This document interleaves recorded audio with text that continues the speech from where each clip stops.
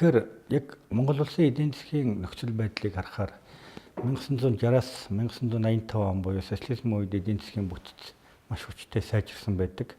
Бид тэр үед мал аж ахуй орноос үйлдвэрлэлийн орн болж чадсан гэдэг тоо баримтууд, мэдээнүүд байдаг. Харамсалтай нь 90 оноос хойш чөлөөт зах зээлийн эдийн засгт орсноос хойш бид тухайн үед бий болгож чадсан үндэсний үйлдвэрлэлийн бүтцээ алдсан.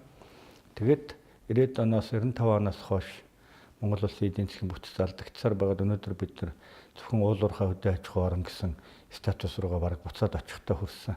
Тэгэхээр үндэсний үйлдвэрлэлийн салбарууд өнөөдөр ихэнх салбар эргээд 90-ад оны тэр түвшингээ гүйцэж чадаагүй байгаа.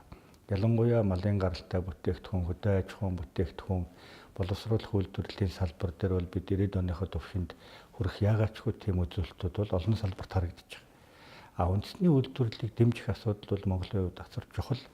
Харамсалтай нь бид 90-ад оноос 96 оноос чөлөөт эдийн засгийн бодлого, нээлттэй эдийн засгийн бодлого, неоклассик эдийн засгийн бодлого гэсэн юм хэд нээлттэй эдийн засгийн бодлогыг хөгжиж байгаа харьцангуй эдийн засгийн шилжилтийн явцад унсан юм эдийн засгтаа буурай орн байсан орны хувьд ашигласнаас болоод бид гадаад зах зээлд бол дотоод эдийн засгийнхаа бүтэц зах зээлээ алдсан. Өнөөдөр Монголын нийлэнх салбар бол гадны хүчтэй хамааралтай юм байдалтай байна. Тийм учраас үндэсний үйлдвэрлэлийг дэмжих асуудал бол их чухал. Сүүлийн үед сэргэж байгаа нь бол сайн.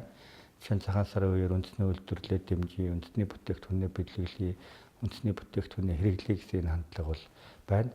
Манайх бол ерөнхийдөө төрийн бодлогоос гадна нийгмийн түвшинд энэ хандлагыг илүү их төлхөө болгож хийж дотоод зах зээл жижигтэй юм болсол үндэсний үйлдвэрлэлээ хөгжүүлэх боломжтой.